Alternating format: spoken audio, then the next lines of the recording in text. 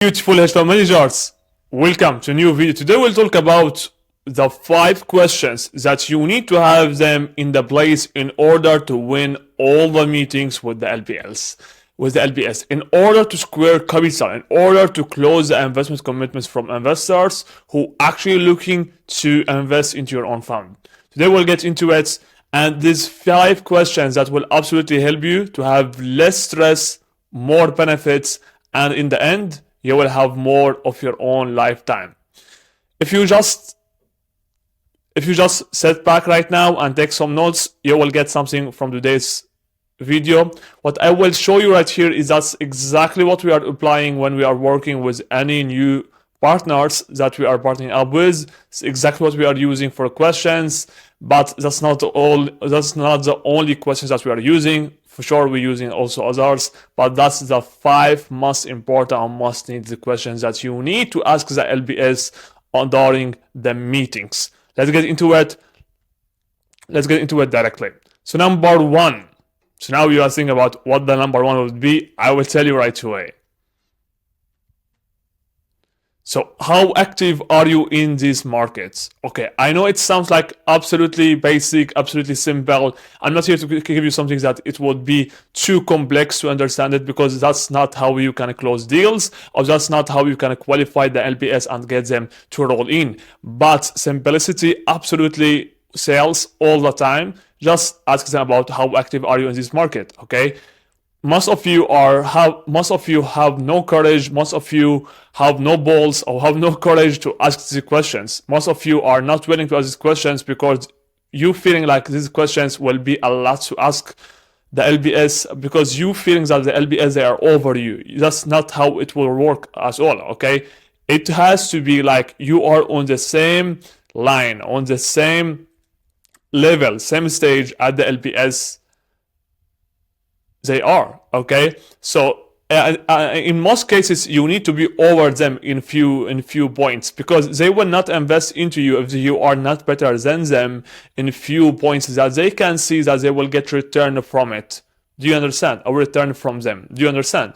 That's how the sale it works. It works when one of the 2 parties or one of the 2 sides is better than the other one in a few points that they can see the other side they can see that they can take benefits from. And that's why they will invest into you, they will buy your product or whatever they will do. Do you understand? I hope you do. Okay, so this is the first question that you need to have it in the place in order to square commitments, in order to qualify them, in order to make them to open up to you and to feel like, all right, now you are on the same line as they are, correct? Number 2, what's one of your recent investments?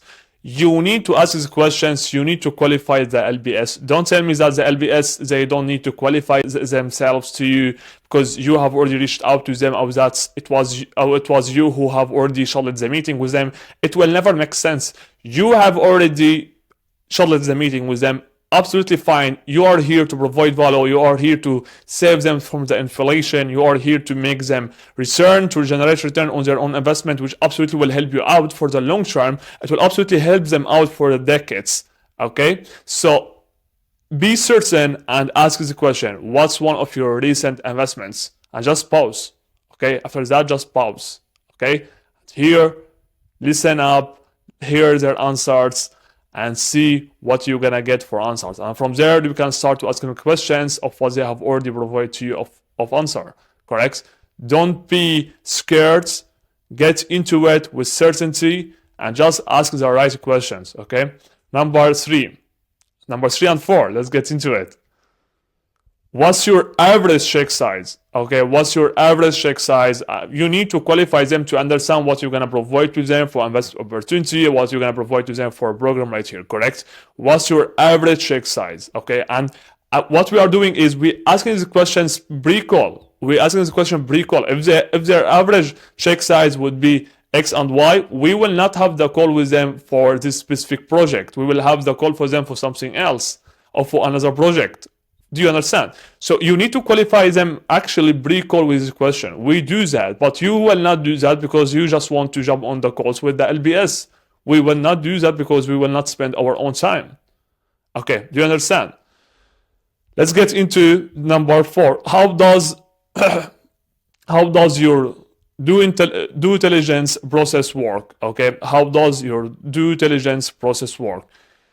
If you can ask the question during the call, you will absolutely make them to feel more confidence in you and in what you are providing to the call. Why? Because now you are just breaking all the walls or breaking all the ice between you and the LBS. Because they will do the due diligence after that, correct? Now you're telling them, oh, what the due diligence process work?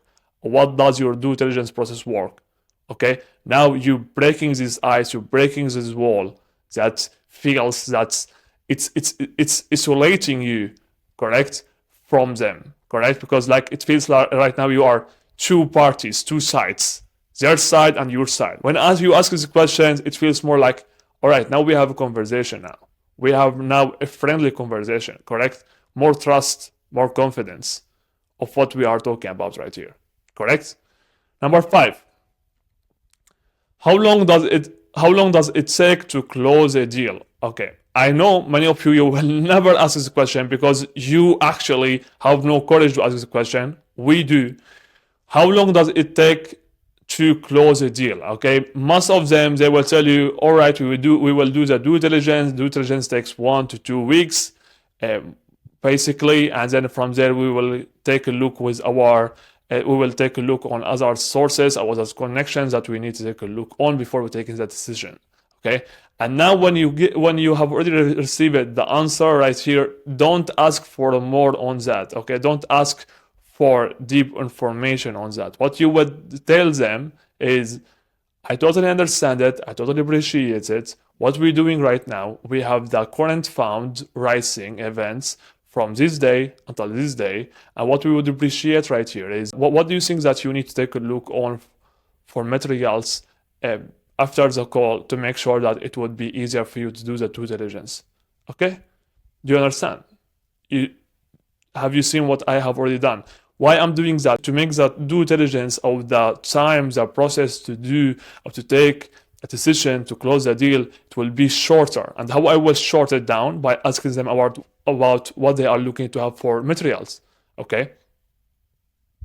And they will tell us, okay, we would love to take a look on X, Y after the call to make sure that we will do the decision shorter. And now I told him, all right, I totally understand that. We have the current fundraising firm from this day to this day. So what we are doing right here is we're making sure to provide all the materials to our LPS who are interested to actually invest into us after the calls. So we're making sure it will be easier for them to do the due diligence. What do you think that you need to take a look on after the calls for materials? So I will make sure to send them over to you. Okay, that's how you will say. Okay, don't say that I have this time frame and we will need to make sure that it would be at this time. We have already LBS in our pipelines that they want to invest or they want to commit, but we have today's call and you need to give me a quick yes or no at the end of this call.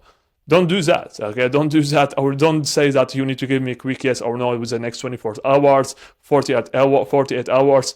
The market of the LBS, they are already in over saturated awareness level that you can't actually compete with that, with these cheap methods or with these strategies that you have already used since the 80s. It will never work out. Okay, I don't know if you can close deal with that. We haven't seen any actually huge benefits from saying that when we have already started in our journey.